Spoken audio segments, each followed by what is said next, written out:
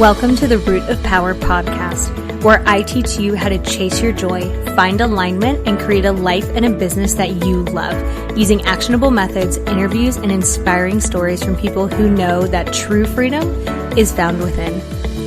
I'm your host, your always hype woman and sometimes ass kicker, Amanda Chills, and I am so proud of you for choosing to step into your power.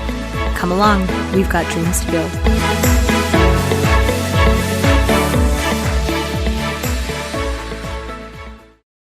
Okay, my love, I have put everything that I offer for free on one page so that we are not doing more work than we have to, because why would we do that? Hashtag work smarter, not harder.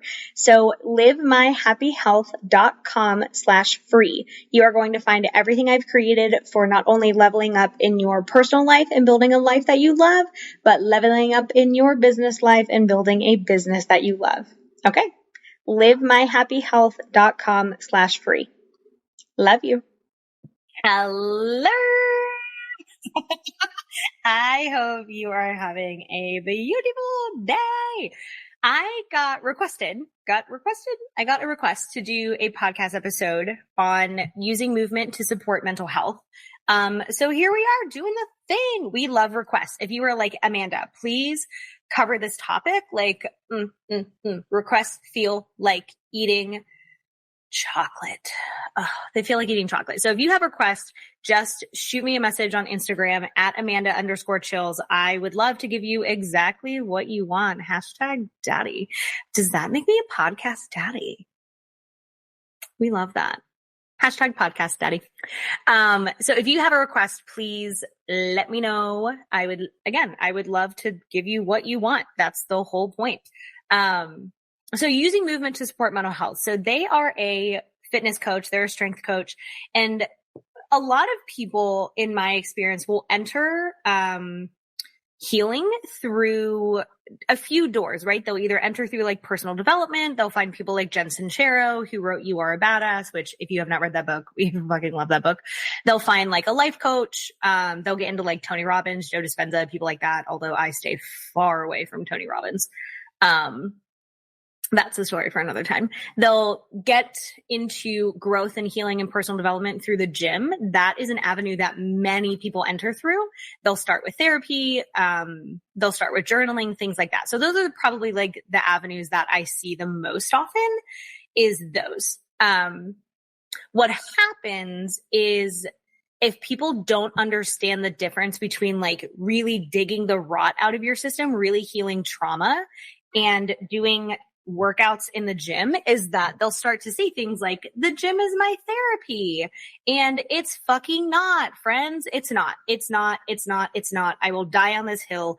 The gym is not therapy. A personal development book is not therapy. Yoga is not therapy. Meditation is not therapy. Not that everyone on the planet needs therapy, but those modalities are not specifically built to heal trauma. They're completely different. It's like saying, it's like chopping down a tree with a plunger. A plunger is not made to chop down a tree. It's made to plunge something. Just like an axe is not made to plunge a toilet. It doesn't make sense. You're using the wrong tool. And then people will get lost in this modality, working out, yoga, personal development, whatever, instead of actually doing the thing that's going to work. If you want to chop down a tree, you can't. I mean, you could use a plunger, I guess. You're literally never going to chop down a tree, just like you're never going to heal if you don't use the correct modality. So use a trauma-specific modality. Again, therapy is not the only way, but it is one of the best, most effective ways. So if you are working on mental health, if you are wanting to heal, and not just trauma, anxiety, depression, same thing, right? Like make sure that you're using something that actually works for that thing. Now, does that mean that working out, movement, nutrition, meditation, yoga, personal development doesn't work at all? No, everything works together. Like humans are essentially spider webs. Our brain works in a spider web. If you've ever seen a picture of like neurons, it looks like a spider web. It's an extremely intricate, interconnected system. Our bodies are the same way. They're so intricate. They're so well designed. Everything works together. Everything impacts everything else. So I have a lot of clients who come to me who like have no movement practice, who don't take care of their nutrition, who eat shit on the regular, who sleep like garbage, who have people in their life who are garbage, who work jobs they hate. Like it's all connected, right? It doesn't really matter which door you enter through. They're all leading to the same room of healing and growth and thriving. But this episode is specific to using movement to support mental health. And you may be like, Amanda, you don't do movement. Like, well, friends, let me give you a story. So when I was first in college, I wanted to be a history professor, because I love humans and I have always loved humans, and history is the story of humans. Right. So I wanted to do that. And then I was like, okay, that's not the vibe. So I switched to exercise science. So my undergrad is actually in exercise science, which is the body, how it moves, essentially what you would do to do like athletic training or physical therapy, those kind of professions, except there was a 0% chance your girl was taking organic chemistry. So I did not do that because I'd rather eat bees. I don't want to hurt bees though. I'd rather eat wasps. Fuck those guys. So my undergrad is in exercise science, and because mental health is part of the body, right? Your brain is a muscle. It's part of your body. I actually do a ton of work around physical health. And if you talk to any fitness coach, if you are a fitness coach, you know good and damn well that you probably spend a significant amount of time talking to your clients about mental health, about supporting their mental health through movement. So they are so interconnected. So how do we use movement to support mental health, and why does it even matter, right? I'm sure you've heard the cliche of like, oh, exercising gives you endorphins and they make you happy, and happy people just don't kill their husbands, right? Like, thank you, Legally Blonde, for laying it out in the most succinct way. When you work out, you get endorphins. Endorphins make you happy. Happy people just don't kill their husbands. Elwood said it. It's finalized. But it is very cliche where people are like, I feel anxious. I feel depressed. I have trauma. And people are like, well, have you tried yoga? And it's like, people get mad about that, but there's a reason that it exists. Movement supports your mental health. Movement supports your overall health. Human bodies are made to move. And in this modern era, we move probably the least amount throughout human history. We sit in chairs. We live in boxes. We're not nomadic anymore. I mean, if you look at nomad societies and how much they move versus like Americans, it's vastly different. So if you don't have a job where you're regularly moving and you're not prioritizing that, that's a problem. What happens to things that don't move that are supposed to? They get stiff, they get weak, they get brittle. It's not good. So when I have people come to me and they have no movement pattern, it's maybe not the first thing that we look at, but it absolutely is something that we work on over time. Because if your brain is stuck and we're working on your brain, we also absolutely need to work through the body. They're connected. So we're not just working through the brain, we're working through the body as well. And as we start releasing stuckness, well, it's got to move through, right? So if you have like a lake and the lake dredges something up, like there's a car buried in the lake and it dredges something up, it's just going to sit in the lake. But if it's in a river, it's going to move through. So that's the goal, is that the movement helps you move through whatever you're moving through. And mental health has a really, really interesting impact on the body. So from what I've seen, and there's a ton of research to support this, they have looked at posture in people who self-report mental health. So people with depression tend to cave, right? If you ever look at someone who's sad, it looks like they're caving.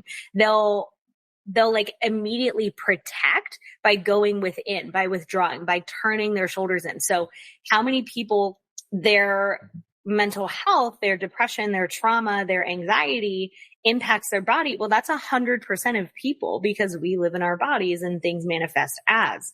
So you can tell when people start to get better because they sit differently, they move differently. Like I can watch people over time from when we first started working together to the end of our time together, they quite literally feel different. Their energy completely shifts. They walk differently. They sit differently. They carry themselves differently. Because what does depression do? It causes you to cave in. What does anxiety do? It causes you to brace. It causes you to always be bracing, essentially. What does trauma do? It causes you to brace because the hallmark of trauma is that everything is a threat. The hallmark of anxiety is everything is a threat. The hallmark of depression is everything breaks you down. So those manifest in the body. And you may be like, Amanda, you're talking so much about posture and all these things. Like I had no idea they were connected. Well, that's exactly the reason for this podcast. And you're going to start noticing it in people. So in people with trauma as well, the way that they walk is very disconnected from their body. And as we heal their trauma, as they get better and start to integrate what happened to them, they walk differently because they're more connected to their body. They can literally live in their body now, which is one of the most beautiful things. So using movement to support your overall health, your mental health, I'll give you some things that it does. It literally reduces stress. Your body, our body is meant to move. So if it doesn't move all the time, or at least often, or there's no intentional movement, your body's stressed the fuck out. Here, we're supposed to move. We're supposed to get into multiple positions, move through multiple planes of movement, not just walking back and forth, sideways, at an angle. Like you hear those people that go to like start their lawnmower and throw their back out. That's because they're not moving through multiple planes of movement. Their joints are stiff. And what happens to things like you've had, like a door that you haven't opened in a long time and you open it and it creaks like hell. It's because there's no regular movement. So a lot of stress in your life can be mitigated with an intentional movement practice, because when you're moving, you're also moving through and helping your body move through whatever's coming up. So it literally reduces stress. You know this, I know this. It's well versed in literature. One of the beautiful things about a movement practice is it drops you into your body. So anxiety disconnects you from your body. Depression disconnects you from your body. Trauma absolutely disconnects you from your body. People who live in their heads all day are not in their bodies. And then they say, oh, I'm disassociating all the time. I don't feel like I'm in my life. I can't get out of my head. I'm just in my thoughts all day long. My brain won't stop. Yeah, that's because you're not in your body.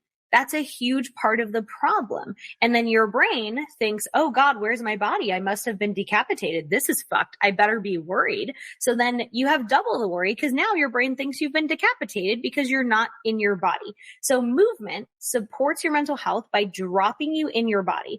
If you're not in your body for long enough, your body will force you to be in your body.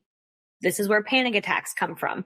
This is where anxiety attacks come from. I use those interchangeably.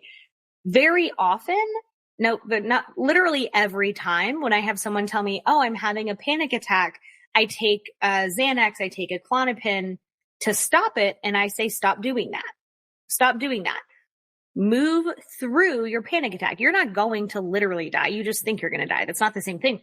But what happens is your body is forcing you to feel your body, to release pressure that's been stored. Well, how can you also release pressure? Moving, yoga, hiking, walking, biking, lifting weights, pole dancing, swimming. Who gives a shit what you do? Find something you like to do in movement and go do it. If you don't, your body will force you to be in your body because we're meant to live in our bodies. They're the greatest wealth of information. So if you're up in your head all day and you're a person who has panic attacks, move more, intentionally drop into your body. And you may say, well, I don't like what comes up when I drop into my body. Well, the cure for the pain is in the pain, my sweet baby angel. Being in your body solves the vast majority of those problems, like 70% of them. Now, learning to be in your body is a process, but being in your body, the more you are embodied, the easier life is, quite literally, and the better that you feel. So it drops you into your body, which is one of the fastest, most potent ways to heal anxiety, depression, and trauma, because the more you live in your body, the safer you are. That's the message that your brain and your body get. So there's that. It literally gives you something to do. So one of the hallmarks of depression, right, is that people are like, well, I just don't feel like doing anything. I just lay in bed all day and I scroll TikTok, and like, that doesn't give you a fucking complex. That's a huge problem. So a lot of adults really struggle to do anything outside of their job. If they have children, obviously, like, that's something that they're doing. They're raising kids. So they're typically, like, when people have too much time on their hands, it makes them neurotic as fuck. It's a problem. There's a reason that the saying, the idle hands are the devil's playground. That's because too much free time is a huge problem. So if the only thing you're doing is going to work and then going home, or going to work and taking care of your kids and going home, and you're not doing anything else, yeah, I can see why you feel depressed. You need something to do. Movement gives you something to do, something to work towards. Perhaps there's other people involved if you do a class, or if you are part of a community, but it gives you something to do, which breaks up routine, which anchors you in your time and your life. Part of anxiety and depression and trauma is that you lose time because you're missing the anchors. Movement, working out, whatever, gives you something to do. It also anchors time. If you know that your pole dancing class is Wednesdays at 6:00, then it anchors time for you, which is beautiful. And it removes all of this free time that gives you opportunities to be in your head and get wrapped up and be neurotic. Movement also creates momentum. So there's a lot of times where people and clients feel like they can't do the thing the full way. And I say, just start. Just start doing the thing. Get started. Do it for 2 minutes, and maybe you continue and maybe you don't, but it's a much higher chance that you do continue. So movement creates momentum. We can work through the body or we can work through the brain, but it's most potent when we work through both. So the more you're moving, the more your brain is also unstuck. So when I was working at a therapeutic riding barn in Odessa and then the one in North Carolina, I was working with a pediatric physical therapist, and they were educating me that one of the reasons, so therapeutic riding is where children and adults with disabilities ride a horse as part of their therapy. And the reason for that is that horses and pigs, interestingly enough, but it's a little harder to ride a pig than a horse. Horses movement, when you ride a horse, it moves your pelvis in the same way as if you are walking, because it moves your pelvis in a 3-dimensional way, meaning it goes like, if you're looking straight at a pelvis, it goes side to side. So one side of the hip will come forward, the other side goes backwards. They go up and down. So one, like the right side goes up, the left side goes up like a seesaw, and it moves it in a figure 8. So that is very unique. And what happens when kids don't learn to walk, when they don't start walking at like the normal age window where kids start walking, is their brain development also is behind, because your brain development and your movement are so intertwined. So for people that don't move enough, your brain literally stops developing. Everything gets stuck. So while we can work on the brain in therapy, if we're not also working on the body, you can only ever do so much. So movement creates momentum. It literally develops your whole system. The brain knows to develop based on what stage of movement you're in. And the body knows to develop based on what stage your brain is in. They're all linked. So movement creates hella momentum, which leads us into our next one: stiff body, stiff mind. So I'm sure you know people who like never change their mind. Now, are there people who move a lot who never change their mind? Yeah, sure. Obviously, like this isn't 100% true, but in general, stiff body, stiff mind. The more that you move, the more that you move. So fluidity begets fluidity. It literally improves your mood, right? We know this. Exercise causes endorphins. Endorphins make you happy. Happy people just don't kill their husbands. So when people say like, oh, do yoga, do movement, go lift weights, go get in the gym, you'll feel better. Like that's literally true. That's literally true. It helps with feeling accomplished, proving that you can do hard things, proving that you can make progress, setting and hitting goals. I think another beautiful one is you're a beginner. You have a learner's mindset again. So if you first start lifting weights, you're not going to be super good, right? You just started. If I took a pole dancing class, I would suck. Like it would be so bad. If I learned archery, I would be terrible at it at first. I actually am quite bad at archery. I think I've tried it like twice, because I don't do it very often. So it helps you be a beginner mindset. You get better at things. You prove to yourself that if you set a goal, you can hit it. It gives you something to work towards. It's beautiful. It literally gets you out of the house unless you have a home gym.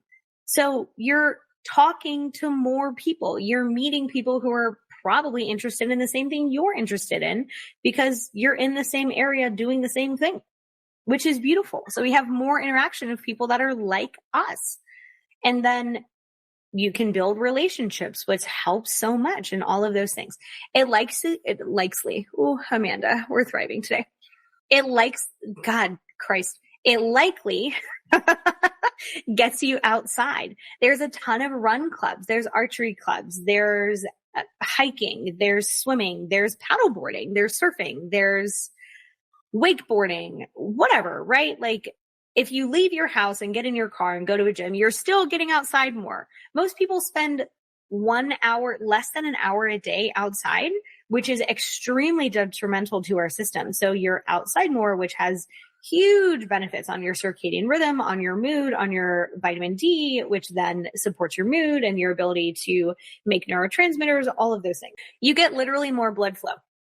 When you have more blood flowing, you have more repair and better functioning because your system is faster at clearing out what would be beneficial to clear and bringing oxygen and nutrients to your muscles because you're moving more, which means blood is flowing more, which means your system is better at repair and cleaning and functioning, which is beautiful.